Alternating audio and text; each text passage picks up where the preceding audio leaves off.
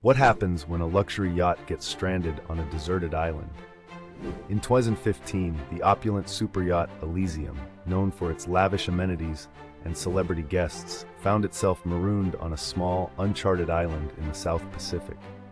What began as a routine voyage quickly turned into a survival scenario as the crew and passengers faced dwindling supplies and rising tensions.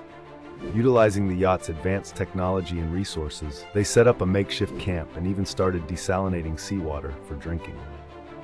The ordeal lasted 2 weeks until a passing cargo ship spotted their distress signal. The experience, blending luxury with survival, became a tale of resilience and innovation.